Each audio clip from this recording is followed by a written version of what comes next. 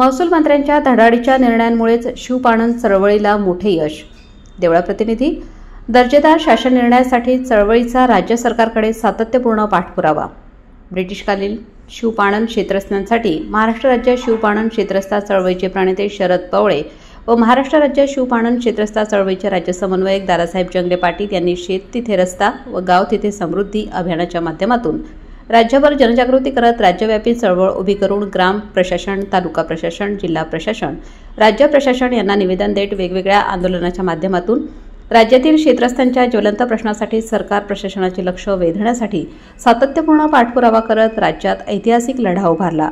या लढ्याची राज्याचे महसूल मंत्री चंद्रशेखर बावनकुळे यांनी दखल घेत चळवळीच्या पदाधिकाऱ्यांसोबत मंत्रालय मुंबई येथे संबंधित विभागाच्या अधिकाऱ्यांची बैठक घेऊन तातडीने राज्यात शेतरस्त्यांच्या संदर्भातील संबंधित विभागांच्या अधिकाऱ्यांमार्फत तातडीने कार्यवाही सुरू केली. राज्यातील शेतरस्त्यांसाठी निःशुल्क पोलीस संरक्षण, शेतरस्त्यांची अधिकृतपणे 7/12 उताराच्या इतर हक्कात नोंद घेण्यासह इतर पोट हिस्स्यासाठी मोजणी शुल्क कमी 200 रुपये करण्यात आले.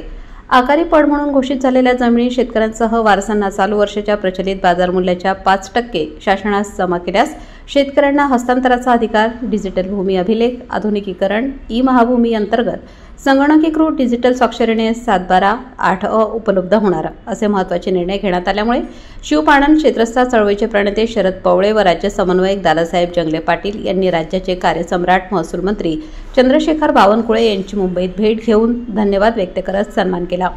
यावेळी राज्यात सरसकट क्षेत्रस्त्यांचा प्रश्न सोडवण्यासाठी चळवळीच्या मागणीप्रमाणे लवकरच क्षेत्रस्त्यांना हद्द निश्चितीसाठी दगडी नंबरी लावणे, क्षेत्रस्त्यांना नंबरिंग करणे, राज्यातील तहसीलदारांना रोड मॉडेल तालुका पुरस्कार, तहसील कार्यालयात रस्ता आंदोलन घेण्याच्या मागण्या शासन निर्णयात घेण्याचे आश्वासन महसूल मंत्र्यांनी चळवळीच्या पदाधिकाऱ्यांना दिले. यावेळी महसूलचे मुख्य सचिव प्रवीण महाजन, महसूलचे राहुल गांगुर्डे आदी उपस्थित होते. यावेळी विशेष कार्यकारी अधिकारी सचिन ढोले यांचे मोलाचे योगदान लाभले. समाधान केदारे, निवासी संपादक, देवळा.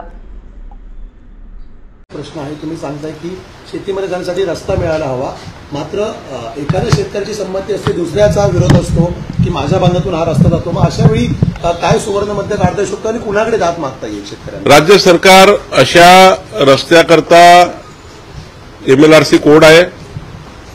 या राज्यात कुणाचाही रस्ता कोणाला अडवता येत नाही. जरी खाजगी जागा तुमची असली, मध्ये खाजगी जागा आहे आणि मागच्याला रस्ता नाही आहे, तरी तुमची जागा सरकार घेऊ शकतं आणि जागा घेऊन तुमचा रस्ता करून देऊ शकतं. या राज्यामध्ये प्रत्येक शेतकऱ्यांना रस्ता उपलब्ध करून देणे ही गव्हर्नमेंटची जबाबदारी आहे, शासनाची जबाबदारी आहे.